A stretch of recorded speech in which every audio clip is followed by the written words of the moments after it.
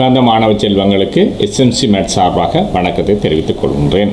அன்பார்ந்த மாணவர்களே, இன்றைய தினம் 2023-24 பரீட்சைக்கு தோற்றிய மாணவர்களுக்காக கல்வி அமைச்சால் வெளியீடு செய்யப்பட்ட மாதிரி வினாத்தாளின் வினாத்தாள் 2இன் 2வது வினா, அதாவது வரைவு தொடர்பான வினாவுக்கு எவ்விதம் இலகுவாக விடையளிக்கலாம் என்பதனை இன்றைய தினம் இந்த வீடியோ மூலமாக கற்றுக்கொள்வோம். 2வது வினா, y சமன் எக்ஸய 4 தரம் எக்ஸ் அல்லது எக்ஸ் தரம் எக்ஸய 4 சய2 எனும் சார்பை வரைவதற்கு தயாரிக்கப்பட்ட எக்ஸின் சில பரிமாணங்களை ஒத்த வையின் பரிமாணங்கள் அடங்கிய பூரணமற்ற அட்டவணை கீழே தரப்பட்டுள்ளது. அட்டவணையை பாருங்க பிள்ளைகள். எக்ஸின பரிமாணம் மறையொன்றிலிருந்து நேர் 5ஆக அதிகரிக்குது. அவ்வாறே வையின பரிமாணம் எக்ஸின பரிமாணம் மறையொன்றாக இருக்க வையின பரிமாணம் 3ஆகவும், எக்ஸின பரிமாணம் 0 இருக்க வையின பரிமாணம் மறை2, எக்ஸின பரிமாணம் 1 இருக்க மறை 5, அவ்வாறு 2ஆக இருக்க வெற்றிடம் தரப்பட்டிருக்கு. 3 இருக்க மறை 5, 4 இருக்க மறை 2, 5 இருக்க 3 தரப்பட்டிருக்கு. முதலாவது வினா, எக்ஸ் சமன் 2 ஆகும்போது வையின் பரிமாணத்தை காண்க. அப்போ நாங்கள் எக்ஸின பரிமாணம் 2 இருக்க வையின பரிமாணம் காணணும் என்றால் முதல் என்ன செய்ய போகிறோம், எக்ஸின பரிமாணம் 2 எழுதி போட்டு சார்பு சமன்பாட்டை எழுதி அதுக்குள்ள நாங்கள் எக்ஸ் வார இடத்துல என்ன செய்ய போகிறோம்டா 2 பிரதிட்டு நாங்கள் என்ன செய்வோம், வையின பரிமாணத்தை காணணும். சரிண்ணே, ரைட். அப்போ அவதானிங்க பிள்ளைகள்.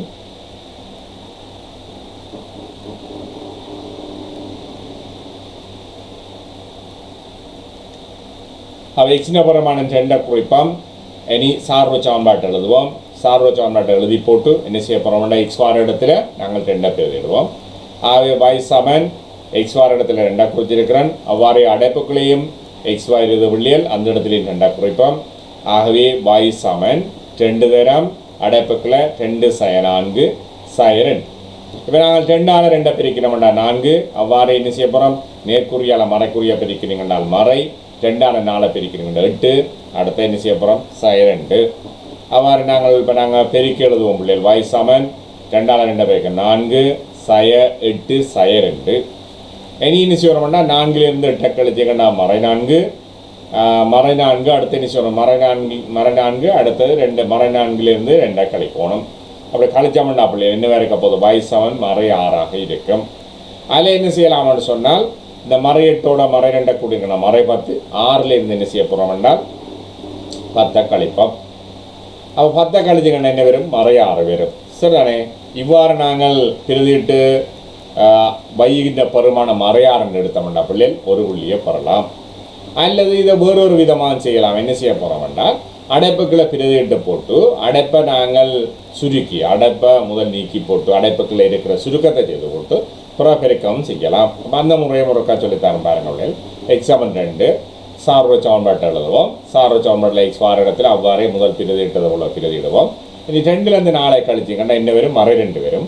மறை 2 2ஆல் பிரிக்கும் மறை 4, மறை 4ஓட நிச்சயப்புறம் மறை 4லிருந்து 2 கழிச்சவன் சொன்னால் மறை 6ஆக இருக்கும். என்ன பிள்ளைகள், ரைட். அப்போ நான் அந்த 2லேருந்து 4 கழிக்கிறது மறை 2 காட்டியிருக்கிறேன். அப்போ 2ஆல் மறை 2 பிரிக்கும் மறை 4, மறை 4 மறை 2. இப்போ நீங்கள் 8ஆம் படிச்சிருங்க. என்ன அந்த நேர்குறி மறைக்குறிகளை நேர்குறியாக மாற்றி கூட்டுற முறை படிக்கிறீங்க பிள்ளைகள். அப்போ நாங்கள் என்ன செய்யப்படுறோம், அந்த 2க்கு முன்னால் இருக்கிற சயவை என்ன செய்யப்படுறோம் 2க்குள்ளே எழுதி போட்டு 2க்கு உரிய எண்குறி நேர்குறியை முன்னூறு கொண்டு எழுதி கூட்டுற முறையெல்லாம் உங்களுக்கு தெரியும். அவை மறை சய 4 சய 2 சொன்னால் என்ன செய்யப்படுறோம், y சமன் சய 6ஆக இருக்கும். சரிண்ணே. அப்போ அதை கொண்டு உரிய இடத்துல பிரதிடுவோம். ஏன்னா எக்ஸ் சமன் 2 இருக்கு வையின பரிமாண மறை 6. அப்போ நாங்கள் சார்பை வரைகிறதுக்கு என்ன செய்திருக்கிறோம்னா அட்டவணையை பூர்ணப்படுத்திட்டோம். சரியோ. அப்போ நாங்கள் ஒரு புள்ளியை பெற்றிருக்கிறோம். இனி வரைவு தாள் ஒன்றில் நியம அச்சு தொகுதிகளையும் பொருத்தமான அளவிடைகளையும் பயன்படுத்தி மேற்படி சார்பின் வரைவை வரைக. வரைவு தாள் உங்களுக்கு தெரியும். நியம அச்சு தொகுதியும் பொருத்தமான அளவிடையும் பயன்படுத்தி, நியம அச்சு தொகுதி என்ற பிள்ளை நிலைக்குத்தச்சு வையச்சு கிடியச்சு எக்ஸ் அச்சு, அதான் நியம அச்சு தொகுதி. அப்போ 2 அச்சு தொகுதிகளையும் எடுத்து பொருத்தமான அளவடி என்றால் இந்த 10 சிறு பிரிவுகளை ஓரளவாக கொண்டு வரைகிறதாம் பிள்ளை நியம அளவிட. ஆகவே அந்த அளவிடையில் நாங்கள் சார்பை வரையணும். சரிதானே. அப்போ நாங்கள் 2வது வினாவை போவோம். இந்த பிரிவு 2வது வினாவுக்கு எப்படி வரைகிறேன்னு சொல்லி பார்ப்போம். சரியோ. அப்போ நாங்கள் அதை விட மேலும் 3 வினாக்கள் பி பகுதியில் தரப்பட்டிருக்கு. அப்போ நாங்கள் ஏ பகுதியில் இருக்கிற 2வது வினாவுக்கு விடையளிக்கிற முறைக்கு வருவோம் பிள்ளைகள். அட்டவணையை கொண்டு என்ன செய்ய போகிறோம் சார்பை வரைய போகிறோம். அப்போ சார்பை வரைகிறதுக்கு நாங்கள் வரைவுத்தாள் எடுப்போம். சரியோ? இப்போ நியம அச்சு தொகுதியில் தெரிவு செய்யணும், வரைவுத்தாளில் பொருத்தமான அளவிடையும் எடுக்கணும். அப்போ 2 விஷயத்தை கருத்தில் ஒன்று எடுக்கணும். அப்போ நியம அச்சு தொகுதியில் வந்து முதல் நான் நிலைக்குத்தத்தை குறைக்கிறேன். நிலைக்குத்தச்சு வையச்சின சமன்பாடு என்னவா இருக்கும்? எக்ஸ் சமன் 0 இருக்கும். இனி அடுத்த அச்சு நியம அச்சு தொகுதியில் ஒன்றை குறிச்சிட்டேன், அடுத்த குறிப்போம் பிள்ளைகள் என்ன? எக்ஸ் அச்சு. ஆகவே எக்ஸ் அச்சின் சமன்பாடு என்ன? y சமன் 0. அவ 2 நியம அச்சுகளை வரைஞ்சிருக்கிறோம், அதுக்குரிய பெருமானங்களை உரிய இடத்துல குறிக்கணும். ஆகவே 10 சிறு பிரிவுகளை ஓரலாக கொண்டு எக்ஸ் அச்சில் நாங்கள் பெருமானங்களை இவ்வாறு குறிப்போம். என்ன? மறை 2, மறை 1, 0, 1, 2, 3, 4, 5, 6 குறிச்சிருக்கிறோம். இரு அச்சுகளும் இடைவெற்ற புள்ளியில் நாங்கள் உற்பத்தி புள்ளி 0 குறிச்சிருக்கிறோம். சரியான இல்லையா? இனி நிலைக்குத்தச்சில் அவ்வாறே பெருமானங்களை குறிப்போம். அவள் மேலே என்ன செய்ய பொறியல் 1, 2, 3 நேர்பெருமானங்களை குறிக்கிறீர்கள். அந்த இடைவெற்ற அச்சு கீழே மறைப்பெருமானம் மறை 1, மறை 2, மறை 3, மறை 4, மறை 5, மறை 6 குறிக்கிறீங்க. அப்போ நியம அச்சு தொகுதிகளை குறித்து நாங்கள் அந்த பெருமானங்களை சரியாக குறித்தோம் என்றால் அச்சுகளை குறித்தலுக்கான புள்ளி ஒன்றை நாங்கள் பெற்றுக்கொள்ளலாம். அடுத்தது தரப்பட்ட ஆள்கூட்டு புள்ளிகள் 7ஐயும் சரியாக பிழை இல்லாமல் உரிய இடத்துல குறித்தவன் சொன்னால் அதுக்கு ஒரு புள்ளிகளை பெறலாம். அவ்வாறு குறிக்கப்பட்ட புள்ளிகளை இணைத்து முறிவில்லாமல் தெளிவாக ஒரு ஒப்பமான வலை இயக்கிறவன் புள்ளி அதுக்கு மேலும் ஒரு புள்ளிகளை பெற்றுக்கொள்ளக்கூடியதாக இருக்கும். ஆகவே இந்த வரைந்தால் எங்களுக்கு 3 புள்ளிகளை பெறக்கூடிய மாதிரி இருக்கும். சரிதானே? ரைட். இப்போ நாங்கள் என்ன செய்ய போகிறோம்னா ஆள்கூட்டு புள்ளியை உரிய இடங்களில் குறிக்கிற சம்பந்தமாக பார்ப்போம். அப்போ எக்ஸின பெருமானம் மறையொண்டா இருக்க வையின பெருமானம் 3. ஆகவே அந்த புள்ளியை குறிப்போம். எக்ஸ் ஆள் கூறு மறையொண்டு, வையாள் கூறு 3. அப்போ என்ன செய்ய போகிறோம்? மறையொண்டு 3 என்ற உரிய இடத்துல அந்த புள்ளியை குறிச்சிருக்கிறோம். அவ்வாறு 2வது ஆள்கூட்டு புள்ளியை பாருங்க பிள்ளைகள். எக்ஸின பெருமானம் 0 இருக்க, வையின பெருமானம் மறை 2. அப்போ 0, மறை 2 என்ற புள்ளியை உரிய இடத்துல குறிப்போம். அடுத்த பாருங்க 1, 5. எக்ஸ் ஆள் கூறு 1, வையாள் கூறு மறை 5. அப்போ நாங்கள் 1, மறை 5 குறிப்போம். சரிதானே? ரைட். அடுத்த ஆள்கூட்டு புள்ளியை பாருங்க உள்ளே என்ன? 2, மறை 6. அப்போ 2, மறை 6 குறிச்சிருக்கிறோம். அடுத்த புள்ளி பாருங்க 3, மறை 5. அப்போ 3, மறை 5 குறிப்போம். அடுத்த புள்ளி 4, மறை 2. அப்போ 4, மறை 2 குறிப்போம். அடுத்த ஆள்கூட்டு புள்ளியை பாருங்க உள்ளே 5, 3. ஆகவே 5, 3 ஆள்கூட்டு புள்ளியை குறிச்சிட்டோம். இப்போ பாருங்க ஆள்கூட்டு தளத்தில் அதாவது அட்டவணையில் பெறப்பட்டுள்ள ஆள்கூட்டு புள்ளிகள் அனைத்தையும் என்ன செய்திருக்கிறோம்? உரிய இடத்துல வரைவுத்தாளில் குறிச்சிருக்கிறோம். சரியோ? அப்போ நாங்கள் புள்ளிகளை குறித்தலுக்கான ஒரு புள்ளியை பெற்றிருக்கிறோம். நியம அச்சு தொகுதிகளை சரியாக குறித்ததுக்கு ஒரு புள்ளியை பெற்றிருக்கிறோம். ஆகவே நாங்கள் பின்ன இந்த வரைவுக்குள்ள 2 புள்ளியை பெற்றோம். இனி இந்த குறித்த புள்ளிகளை இணைத்து ஒரு முறிவில்லாத ஒப்பமான வலை ஒன்றுக்கு இருந்தவனால் அதுக்கு மேலும் ஒரு புள்ளிகளை பெறக்கூடியதாக இருக்கும். அவ்வாறு பெற்றவன் சொன்னால் இப்போ வினாத்தாள் 2ல் 2வது வினாவில் ஏ பிரிவுக்குள்ள வார 2 வினாக்களுக்கு விடியளித்தாலே எங்களுக்கு 4 புள்ளிகள் கிடைக்குது. அப்போ நாங்கள் புள்ளிகளை இணைத்து ஒரு வலை ஒன்றை கீறுவோம். சரியான புள்ளி. அப்போ வலையை கீறுற முறையை பாருங்க. புள்ளிகளை கூடாக சரியாக போகணும். நீங்கள் கீறி பரிச்சயமாக இருக்கும். ஆக இதில் ஒரு பிரச்சனையும் இருக்காது. அப்போ நாங்கள் இப்போ 3 புள்ளிகள் பிரதிகளுக்கு ஒரு புள்ளியுமாக 4 புள்ளிகளை பெற்றிருக்கிறோம். பாருங்க அச்சுக்களை குறித்தலுக்கு ஒரு புள்ளி, பெறப்பட்ட ஆள்கூட்டு புள்ளிகளை உரிய இடத்துல சரியாக குறித்தோம்னு சொன்னால் நான் புள்ளிகளை குறித்து எழுதியிருக்கிறேன், அதுக்கு ஒரு புள்ளி. அந்த புள்ளிகள் அனைத்தையும் இணைத்து ஒப்பமான ஒரு வலை இயக்கிறோம்னா நான் வரைவு எழுதியிருக்கிறேன், அதுக்கு ஒரு புள்ளி. அப்போ வரைவுக்கு மட்டும் 3 புள்ளிகள், பிரதிகளுக்கு ஒரு புள்ளியுமாக இப்போ நாங்கள் 4 புள்ளிகளை பெற்றிருக்கிறோம். சரிதானே? இனி பி பகுதி வினாவுக்கு வருவோம். பியில் பாருங்க முதலாவது வினா, நீர் வரைந்த வரைவை பயன்படுத்தி இப்போ நாங்கள் வரைவு ஒன்று வரைஞ்சிட்டா இந்த வரைவை கொண்டு ஏனைய வினாக்களுக்கு விடியளிக்கணும். வரைவை பயன்படுத்தி முதலாவது வினாவை பாருங்க. திரும்பட் புள்ளியின் ஆள்கூட்டை எழுதுக. இந்த சார்பு பாருங்க. எக்ஸின பெருமானம் மறையொன்றாக இருக்க, வையின பெருமானம் 3ஆகவும், எக்ஸின பெருமானம் மறை 1லிருந்து நேர் 2ஆக அதிகரிக்க, சார்பு என்ன இருக்க போது மறையாக என்ன மிக குறைவான பெருமானம் மறை 6 எடுத்து மீண்டும் என்ன செய்யுதுண்டா எக்ஸின பெருமானம் 2லிருந்து 4.4ஆக அதிகரிக்க சார்பு மறையாக அதிகரிக்குது. திரும்ப எக்ஸின பெருமான 4.4லிருந்து 5ஆக அதிகரிக்கும் போது சார்பு நேராக அதிகரித்து கொண்டு போகுது. இதுக்குள்ள முதலாக திரும்புகிற புள்ளியை பாருங்கள். எக்ஸின பெருமானம் 2ஆகவும் வையின பெருமானம் மறை 6ஆகவும் இருக்க அந்த சார்பு திரும்புது. ஆகவே திரும்புகிற இடத்தின் ஆள்கூட்டு புள்ளியை குறிக்க நாங்கள் எக்ஸின் ஆள்கூட்டு பெருமானத்தையும் y ஆள்கூட்டு பெருமானத்தையும் சேர்த்து அடைப்புக்குள்ள காட்டணும். ஆகவே திரும்பட்புள்ளி நாள்கூறு என்னவா இருக்க போது 2,6. பி பகுதியில் முதலாவது வினாவில் திரும்பட்புள்ளி நாள்கூறை நாங்கள் என்னென்னு குறிக்க போகிறோம்னா 2,6. சரியான பிள்ளைகள், இதில் ஒரு பிரச்சனை இருக்காது. நீங்கள் அந்த திரும்புகிற இடத்துல எக்ஸின பெருமானம் பார்த்தீங்கன்னா 2, மிக குறைந்த பெருமானம் இல்லை இழிவு பெருமானம் என 6. ஆகவே 2,6 குறிக்கிறோம். சரணே, அவ்வாறு குறித்தவன் சொன்னால் இதுக்கு ஒரு புள்ளியை பெறக்கூடியவா இருக்கும். இவ்வாறு இந்த புள்ளியை நாங்கள் பெற்றதோட என்ன செய்யலாம், 10 புள்ளிகளை, சரியான வாசி புள்ளி 5 புள்ளிகளை பெற்றிருக்கிறோம். இனி பி பகுதியில் 2வது வினாவை பாருங்க. y சிறிதல்லது சமன் 0 அதிகரிக்கும் எக்ஸின் பெருமான ஆயுடைய எழுதுக. இது வளமையாக வார கேள்வியோட சற்று வித்தியாசமாக இருக்குது. y சிறிதல்லது 0 ஆக சார்பு அதிகரிக்கும் எக்ஸின் பெருமானது. அப்போ y 0 விட சிறிதாக இருக்க சார்பு என்னவா இருக்குது, இந்த வரைவின்படி இழிவு பெருமானத்தை எடுக்குது. அதுக்குள்ள சார்பு அதிகரிக்கும் ஆயுடு என்று கேட்டிருக்காங்க. இழிவு பெருமானத்தை எடுக்க அதிகரிக்கும் ஆயுடைன்னு சொன்னால் சார்பு மறையாக அதிகரிக்கிற ஆயுடைய தான் இவ்வாறு கேட்டிருக்கிறோம். சரியா உள்ளேன்? அப்போ அதை நீங்கள் தெளிவாக விளங்கிட்டீங்கன்னு சொன்னால் இதில் விடியளிக்கிறதுல இந்த பிரச்சனையும் இருக்காது. அப்போ இந்த வரைவின்படி 0 விட சிறிதாக இருக்க சார்பு மறைப்பெருமானத்தை எடுக்குது. மறைப்பெருமானத்தை எடுக்கிற சந்தர்ப்பத்தை சார்பு அதிகரிக்கிற எக்ஸின் பெருமான ஆயுடை. அப்போ எக்ஸின் எந்த பெருமான வீச்சுக்குள்ள சார்பு மறையாக அதிகரிக்கிறது என்றதும் எப்படியும் கேட்கலாம். தெரியும். அப்போ எக்ஸின பெருமானம் 2லிருந்து 4.4 எக்ஸின பெருமானம் அதிகரிக்க சார்பு மறையாக அதிகரிக்குது. அப்போ 2க்கு சமனாக இருக்காது புள்ளியல். அப்போ 2 விட பெரிதாக இருக்கும் சார்பு. அதே போல் 4.4க்கு சமனாகவும் சிறிதாகவும் இருக்க சார்பு மறையாக அதிகரிக்கும். ஆகவே y சிறிதல்லது சமன் 0 ஆக சார்பு அதிகரிக்கும் எக்ஸின் ஆயுடையன்னு சொன்னால் 2வது வினாவை போடுவோம். நான் நடுவில் எக்ஸை குறிக்கிறேன்.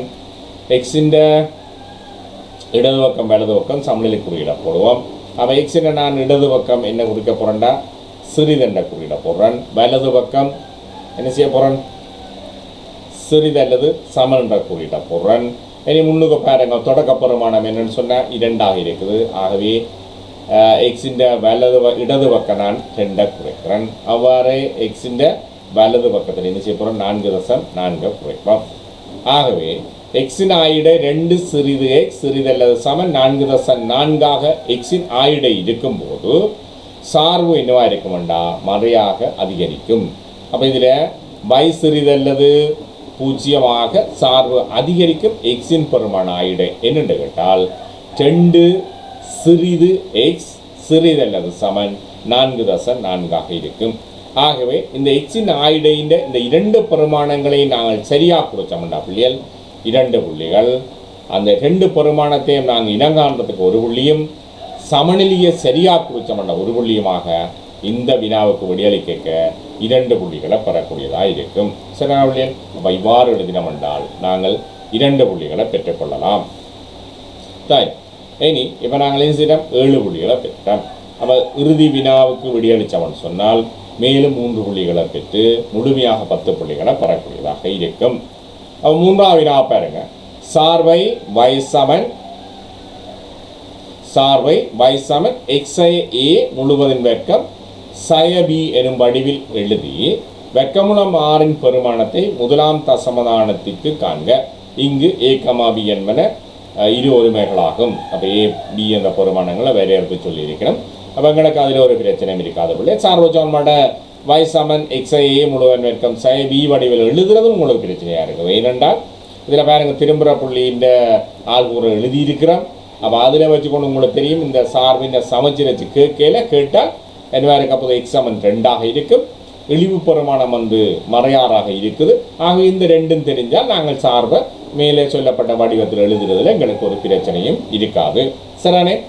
அப்போ நாங்கள் என்ன எழுத போகிறோம்டா, இந்த எக்ஸாமின் 2ஆ தீர்வு வரணுமாக இருந்தால் அதுக்கு முன்னுள்ள வடிவம் எப்படி இருக்க வேண்டாம், xi 2 சமன் 0 என்ற வடிவமாக இருந்திருக்கும். ஆகவே இந்த 2 நாங்கள் அந்த அடைப்புக்குள்ளே ஏன் இடத்துக்கு கொண்டு போகிறோம். என்னவா இருக்க போது 2 உள்ள போய்க்க மறை 2ஆக இருக்கும். ஆகவே 3வது வினா y சமன் எக்ஸ் அடைப்புக்குள்ள என்ன செய்ய போகிறோம் மறை 2 முழுவதின் வர்க்கம் இழிவு பெருமானம் மறை 6 சரியோ.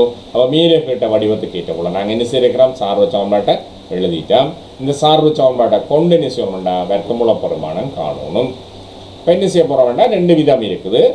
இந்த எக்ஸை 2 முழுவதின் வர்க்கத்தை விரித்து எழுதி நாங்கள் அதில் வர்க்கம் உறுப்பு அதாவது எக்ஸ் வர்க்கத்துக்கு பதிலாக நாங்கள் வர்க்கமூலம் மாற பிரதியிட்டும் என்ன செய்யலாம் இந்த வர்க்கமூலம் மாறின பெருமானத்தை காணலாம். அல்லது இன்னொரு விதமாக என்ன செய்யலாம்னா சார்பு பூஜ்ஜியமாக இருக்கேக்க 2 இடத்துல சார்பு விட்டு அவ்வாறு சார்பு விட்டேக்க வார எக்ஸின் பெருமானத்தில் மிக உயர்ந்த பெருமானத்தை நாங்கள் இதுக்குள்ள பிரதிட்டு வர்க்கமூலம் மாறக்கூடிய பெருமானத்தை காணலாம். அப்போ நான் அந்த இலகுவான முறையைத்தான் இதில் சொல்ல போகிறேன். மற்ற முறையில் செய்யக்கூடிய மாதிரி இருக்கும். இன்னொரு சந்தர்ப்பத்தில் நாங்கள் அதை ஒருக்கா பார்க்க முடியாது. இப்போ நாங்கள் இதில் சார்பு பூஜ்ஜியமாக இருக்கேக்க இடைவெற்ற பெருமானத்தை பிரதிட்டு காண்ற முறையை பார்ப்போம். நம்ம சார்பு பூஜ்ஜியம் இடத்துல பூஜ்ஜியத்தை காட்டியிருக்கிறேன் சமன் எக்ஸை 2 முழுவதும் வர்க்கம் சமன் எக்ஸை 2 முழுவதும் வர்க்கம் 6. இனி என்ன செய்ய போகிறோம் வேண்டாம் இந்த 6 சமன்பாட்டின் இடது பக்கம் கொண்டு போகிறோம்.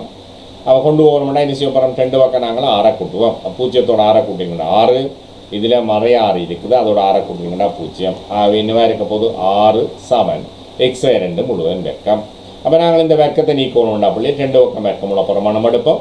வர்க்கமூலம் பெருமானம் எடுத்தவென்றால் எக்ஸை 2 முழுவதின் வர்க்கம் அதுக்கு வர்க்கமூலம் எடுத்தவென்றால் எக்ஸை 2 வரும். அடுத்த 6க்கு வர்க்கமூலம் வரைக்கும் என்ன வரும் சகோசைய வர்க்கமூலம் 6 வரும். சரியான இல்லையா ரைட். அப்போ எக்ஸை 2 முழுவதின் வர்க்கத்தின் வர்க்கமூலம் எக்ஸை 2 சமன் சகோசைய வர்க்கமூலம் 6. இனி பாருங்க இந்த சார்பு வெட்டைக்கு நான் முதல் சொன்னான் பிள்ளைகள் சார்பு எக்ஸை வெட்டேக்க வார எக்ஸின் பெருமானம் 2 பெருமானங்கள் இருக்குது. ஒன்று மறைப்பெருமானம் ஒன்று நேர்பெருமானம் இருக்குது. அப்போ மிக குறைந்த பெருமானம் என்னவா இருக்க போது மறை 0.4 இருக்குது. அதில் கூடிய பெருமானம் நேர் 4.4 இருக்குது. ஆகவே நாங்கள் கூடிய பெருமானத்தை எடுக்க போகிறோம். என்ன செய்ய போகிறோம் 4.4 எக்ஸுக்கு ஆப்பிடுவோம். அப்போ எக்ஸ் வார இடத்துல நான் என்ன செய்ய போகிறோம் 4.4 இவ்வாறு நாங்கள் எக்ஸை 2 சமன் சகோசை வர்க்கமூலம் 6 குறிச்சோம்னா ஒரு புள்ளி கிடைக்கும். அடுத்தது பிரதியிடலுக்கு ஒரு புள்ளி. அவை 4.4 2 சமன் சகோசை வர்க்கமூலம் 6 இவ்வாறு நாங்கள் பிரதியிட்டோம்னா மேலும் ஒரு புள்ளியை பெறக்கூடியவா இருக்கும். இனி 4.4 2 கழிச்சோம்னா பிள்ளை 2.4. ஆகவே வர்க்கமூலம் 6 சமன் என்னவா இருக்கும் முதலாம் மண்டல வர்க்க பெருமானம் 2.4 இருக்கும். இவ்வாறு நாங்கள் வர்க்கமூலம் 6 பெருமானம் 2.4 என்று கண்டோம்னு சொன்னால் அதுக்கு ஒரு புள்ளியமாக மேலும் ஒரு புள்ளி நாங்கள் பெற்றுக்கொள்ளக்கூடியதாக இருக்கும். ஆகவே இவ்வாறு நாங்கள் விரைவுக்கு விடியளிக்கும் சந்தர்ப்பத்தில் முழுமையாக 10 புள்ளிகளை பெறக்கூடியதாக இருக்கும். மீண்டும் மீண்டும் இவ்வாறான வினாக்களை பயிற்சிப்பதன் ஊடாக இவரிடம் பரீட்சைக்கு தோற்றும் மாணவர்கள் அதித்திறமையான சித்திகளை பெற்றுக்கொள்ள வேண்டும்.